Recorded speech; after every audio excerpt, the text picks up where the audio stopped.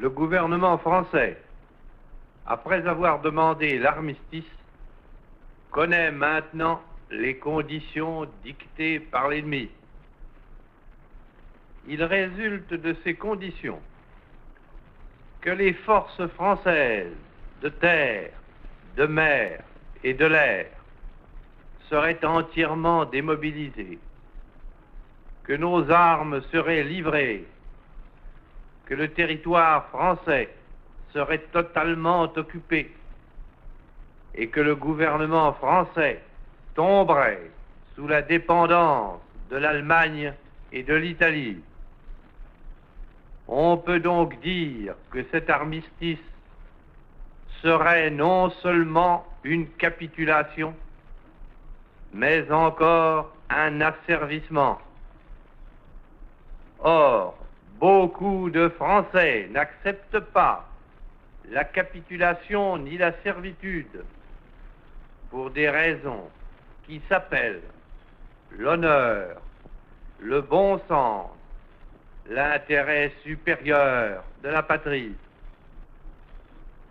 Je dis l'honneur, car la France s'est engagée à ne déposer les armes que d'accord avec ses alliés. Tant que ses alliés continuent la guerre, son gouvernement n'a pas le droit de se rendre à l'ennemi. Le gouvernement polonais, le gouvernement norvégien, le gouvernement hollandais, le gouvernement belge, le gouvernement luxembourgeois, quoique chassés de leur territoire, ont compris ainsi leur devoir. Je dis le bon sens, car il est absurde de considérer la lutte comme perdue. Oui, nous avons subi une grande défaite, un système militaire mauvais, les fautes commises dans la conduite des opérations, l'esprit d'abandon du gouvernement pendant ces derniers combats nous ont fait perdre la bataille de France. Mais il nous reste un vaste empire, une flotte intacte, beaucoup d'or.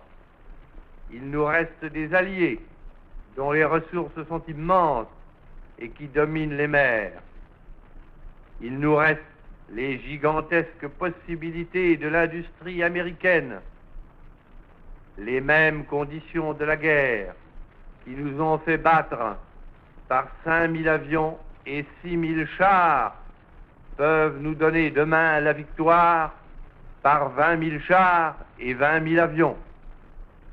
Je dis l'intérêt supérieur de la patrie, car cette guerre n'est pas une guerre franco-allemande qu'une bataille puisse décider. Cette guerre est une guerre mondiale. Nul ne peut prévoir si les peuples qui sont neutres aujourd'hui le resteront demain. Même les alliés de l'Allemagne resteront-ils toujours ses alliés? Si les forces de la liberté triomphent finalement de celles de la servitude, quel serait le destin d'une France qui se serait soumise à l'ennemi? L'honneur, le bon sens, l'intérêt supérieur de la patrie commandent à tous les Français libres de continuer le combat là où ils seront et comme ils pourront. Il est par conséquent nécessaire de grouper partout où cela se peut une force française aussi grande que possible. Tout ce qui peut être réuni en fait d'éléments militaires français et de capacités françaises de production d'armement doit être organisé partout où il y en a. Moi, général de Gaulle, j'entreprends ici, en Angleterre, cette tâche nationale. J'invite tous les militaires français des armées de terre, de mer et de l'air. J'invite les ingénieurs et les ouvriers français spécialistes de l'armement qui se trouvent en territoire britannique ou qui pourraient y parvenir à se réunir à moi.